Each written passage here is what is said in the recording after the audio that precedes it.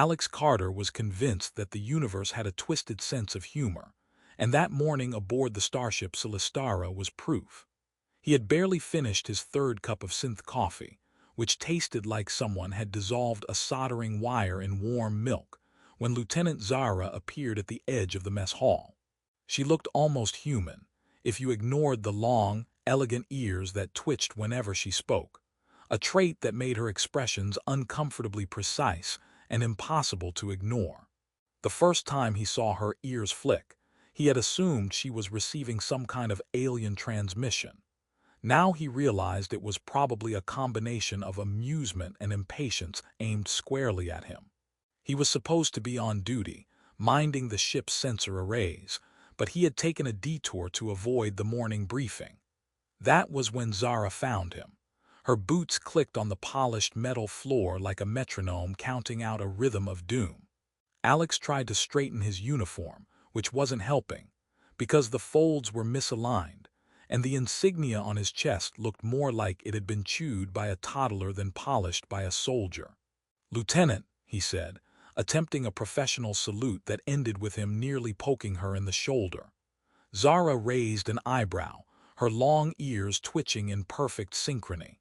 "You look concerned," she said, her voice calm but dripping with amusement.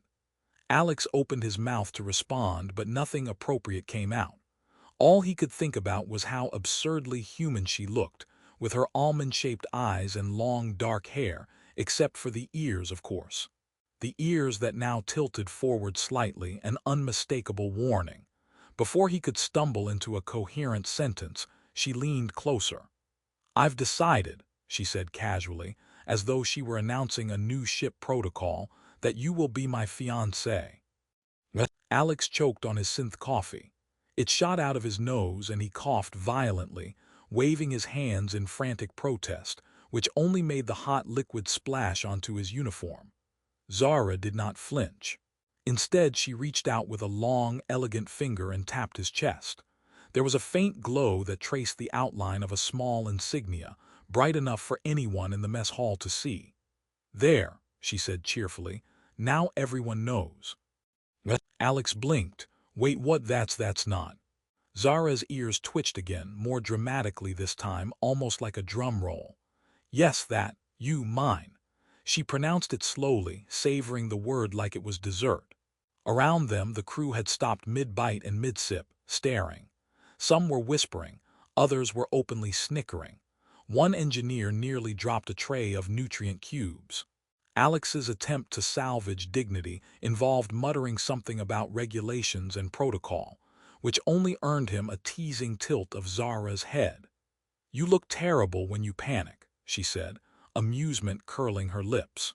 "Do you want me to fix your uniform, or is public humiliation more fun?" Alex considered the question. "Both," he said, muttering as he tried to pat down the wet patches on his chest. Zara laughed, a sound that was a little musical and a little dangerous, and then, because nothing in this starship went smoothly, she tapped him again. The insignia pulsed brighter. He could practically feel it embedding itself in the minds of the crew like a cosmic joke at his expense. Over the next few minutes, as Alex sputtered, Zara made a point of introducing him to each nearby crew member as her fiancé. "Yes, he's mine," she added with a flourish. "And yes, he's terrifyingly charming when flustered." Alex tried to protest at every introduction, but she anticipated every objection. Every time, her ears flicked like radar dishes, and the glow on his chest seemed to quiver with approval, or mischief. Later, while Alex attempted to scrub the synth coffee stains from his uniform, Zara hovered nearby, her long ears twitching in quiet amusement. "You're lucky," she said, tilting her head so that a lock of hair fell over one eye, "that I find panic adorable. Otherwise, this would be much more humiliating." Alex groaned, "Adorable. I look like I just survived a plasma cannon malfunction." "Exactly," she said, laughing. "It suits you." They were interrupted by a sudden alert from the ship's sensor array. The Celestara was approaching an uncharted system, and the captain's voice crackled over the intercom. "All hands, prepare for planetary scan."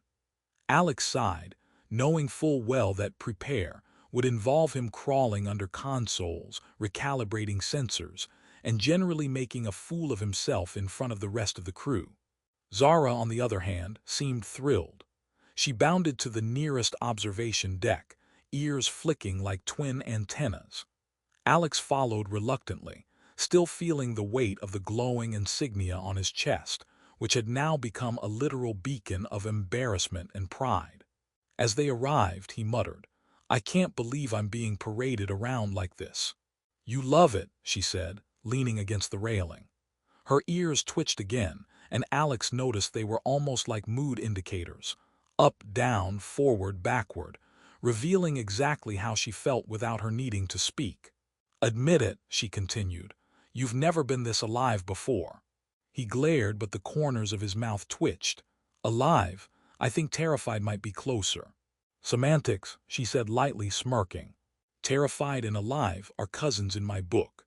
The uncharted planet came into view, a swirling mix of cobalt oceans and pale green continents, and Alex had to admit it was beautiful. Not that he could appreciate it fully, because Zara was already leaning toward him, whispering, "If anyone asks, don't say you weren't warned about your fiancé." He raised an eyebrow, "And if they do?" "They'll see the insignia," she said, tapping his chest again. The glow flared for just a second. "And they'll know, all of them, everyone, you're mine, Alex Carter, publicly, permanently, humorously." Alex stared at her, realizing that this was the first time in his life he had been completely, absurdly claimed in a way that was both terrifying and slightly hilarious. Somehow, despite the embarrassment, the chaos, the glowing insignia, and her long, twitching ears that betrayed every flicker of emotion, he felt something he had never felt in battle: anticipation. Because if surviving rogue aliens had taught him anything, it was that survival was temporary. But laughter, affection, and the absurdity of a jealous, teasing alien fiancé, that might just be the adventure he never knew he needed.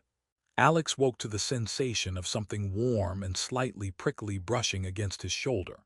He opened his eyes to find Zara leaning over him, her long ears twitching in perfect sync with every movement he made, a sly smile playing on her lips. "Morning," she said, her voice like honey laced with amusement. "Or should I say, fiancé's wake-up call." Alex groaned and rolled over, trying to grab the blanket she had pulled off him while still half asleep. "I think my uniform will forgive me for skipping breakfast, but not for whatever scheme you're planning," he muttered. Zara tilted her head, her ears twitching again, and he realized that no lie would pass unnoticed. She was the kind of person, or alien, depending on perspective, whose amusement was measured by how much she could fluster him without actually causing harm. By the time they reached the observation deck, the crew had already begun their pre-scan duties for the uncharted planet they were orbiting. Alex noticed a few crew members whispering and pointing at the glowing insignia still etched onto his chest. Every time he tried to hide it, Zara gave him a tiny nudge with her elbow, reminding him that the mark was both a joke and a declaration. He grumbled, "Do I get hazard pay for this humiliation?" Zara smirked, "Consider it marriage tax paid in public embarrassment." As the planet's surface rotated into view, Alex's scanner pinged frantically. "Sensors picking up unusual energy fluctuations in the northern hemisphere," he reported. The crew looked at him for confirmation, but Zara leaned in and whispered, "Relax, soldier. It's more fun if you panic a little first." Before he could argue, she leaped toward the nearest gravity lift, her ears catching the air like sails. "Come on," she said. "Or do you want to let the alien wildlife think you're alone and defenseless?" Alex followed reluctantly, narrowly avoiding colliding with a robot courier that squealed in protest as he shoved past it. The gravity lift deposited them on a lush, forested plateau, illuminated by a strange amber sun. Alex had expected alien beauty, but he hadn't expected Zara to insist on making their landing an entire theatrical performance. "Let's make this memorable," she whispered, tugging him behind a crystalline tree as she scanned for potential hazards. Her long ears flicked with every rustle in the alien foliage, Alex rolled his eyes. By memorable, you mean embarrassing, right? She laughed. You know me too well, fiancé. It wasn't long before Alex realized that Zara's jealousy wasn't limited to people. It extended to the terrain itself. Every time he tried to inspect a curious rock formation or examine the flora, she would sidle up, ears twitching, eyes narrowed. "Are you paying too much attention to that rock?" she asked, and then smirked when he stammered. "It's mine too, you know." By mid-morning, the situation escalated into what Alex could only describe as an interstellar slapstick comedy. Zara had somehow activated a hover drone to follow him around, projecting holographic images that made him look like a disco ball of embarrassment. Every crew member they passed doubled over laughing as Alex tripped over his own boots, glowing insignia and all, while Zara's laughter echoed through the trees like wind chimes in a storm. Despite the chaos, Alex couldn't help noticing the moments of tenderness that punctuated her teasing. When he stumbled into a shallow stream, her hand shot out to steady him, fingers brushing against his wet uniform. "Careful," she said softly, voice low, ears flattened slightly in concentration. "I only let you look ridiculous for fun, not to break a limb." Alex shook his head. "You're insane." "Insanely devoted," she corrected, her smirk returning. They continued their exploration, the humor punctuating each moment of tension. At one point, Alex tried to document the energy fluctuations with his scanner, only to find that Zara had somehow reprogrammed it to display an animated cat chasing a laser pointer across the holographic screen. He groaned as the crew behind him snickered, but Zara whispered, "Relax, soldier. Sometimes a little chaos is necessary for bonding." As the day wore on, their playful skirmishes turned into an odd rhythm of partnership. Alex would try to scan, she would prank, and then they would share a brief exchange of genuine conversation, as if the jokes were a prelude to real intimacy. At one point, while examining a crystalline formation that emitted soft musical tones when touched, Alex realized Zara was watching him with an intensity that went beyond mischief. Her ears twitched slightly forward, eyes narrowed, and he felt an unspoken connection in that gaze, a mixture of affection and possessive delight that made his chest tighten. Their humor-laden antics were interrupted by an unexpected signal from the ship. "Incoming transmission," Alex announced, scanning the frequency. It was the captain, ordering them to investigate a series of energy spikes near a nearby canyon. Zara's ears twitched sharply and she grinned. "Oh, perfect. Nothing says bonding like nearly dying together." Alex muttered under his breath, "I married a lunatic." The canyon proved to be more treacherous than they anticipated. Gravity anomalies made their footing uncertain, and the air shimmered with faint electromagnetic interference. Zara laughed at every stumble he took, but also stayed close enough that her hand occasionally brushed his, a subtle grounding against the unpredictability of the environment. At one point, a small alien creature with translucent skin scuttled past Alex's feet. He jumped, and Zara's laughter rang out like a bell. "Careful, or I'll start marking you for every species on this planet," she teased, flicking her ears like a metronome. By evening, they had mapped the energy fluctuations and returned to the plateau, where the amber sun was beginning to set. Alex slumped against a crystalline tree, exhausted and sticky with sweat and alien sap. Zara dropped down beside him, ears flicking in contentment. "See," she said, nudging him lightly. "Adventure, danger, humiliation, and love, all in one day." Alex sighed, feeling the absurdity of the moment wash over him. "And I thought interstellar warfare was stressful." She laughed softly, resting a hand on his arm. "This is way better," she said. "You get to survive me and I get to survive you. Perfect balance." Alex looked at her, the long ears quivering in the last light of the alien sun, and realized that the chaos, the humor, the public insignia, and the unpredictable adventures were starting to feel home. Despite every embarrassing moment, he found himself smiling, thinking about what the next day would bring, and how much he was looking forward to it. Even if it meant more public declarations, zero-gravity mishaps, and the unrelenting amusement of his long-eared, impossibly possessive alien fiancée. The morning began with a series of alarms that blared like a chorus of angry synth birds. Alex Carter scrambled out of bed, tripping over the edge of the gravity-modulated mattress, and nearly collided with Zara, who was already dressed in her sharp uniform, ears flicking with impatience and amusement. "You're late," she said, voice like steel wrapped in silk. "And the delegation is docking in exactly 15 minutes. I don't want you making a fool of yourself before the whole galaxy witnesses it." Alex rubbed his eyes, muttering, "I already make a fool of myself daily. Do I get a medal this time?" Zara smirked, tapping the glowing insignia on his chest. "This is your medal. Everyone knows you're mine. That counts for at least 10 commendations in my book." The delegation arrived, their ships glinting like polished gems in the docking bay. Representatives from 5 different planetary systems filed onto the Celestara, all sleek and intimidating, wearing expressions that suggested interstellar diplomacy was far less enjoyable than Alex hoped.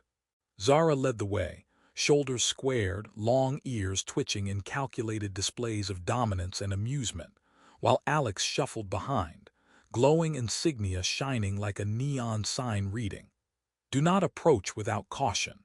Jealous alien fiancé on duty." The first meeting started smoothly enough, Zara presenting technical data on the energy anomalies they had discovered, Alex occasionally chiming in, trying not to trip over his own words.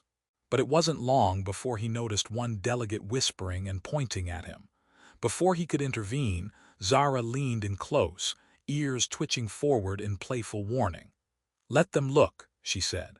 "They need to understand exactly how terrifying I find you." Alex raised an eyebrow. "Terrifying? I'm only terrifying if you count public embarrassment as a weapon of mass destruction." Zara ignored him, performing her usual flourish, pacing dramatically, ears flicking in rhythm to her words. Each time she referenced him, the delegates blinked, unsure whether to take the glowing insignia seriously or assume it was part of some cultural ritual. Alex realized that all the careful training in diplomacy in the military could not prepare him for this level of absurdity. During a particularly tense negotiation, Alex tried to take notes, only to discover that Zara had tampered with his tablet to display cartoonish emojis instead of technical schematics. A holographic alien dog appeared, wagging its tail as it chased a laser dot across the screen. Alex groaned, but the delegates laughed, breaking the ice in a way that no serious briefing ever could. He shot Zara a glare. "Really? This is the time for jokes."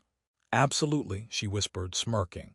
"If you can't laugh at yourself, the galaxy will do it for you." By mid-afternoon, the meeting had escalated into a mixture of diplomacy, humor, and chaos.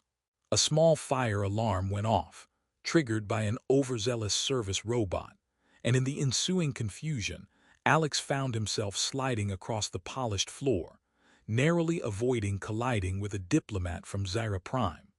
Zara swooped in, ears flaring like signal antennas, and scooped him up with a grin.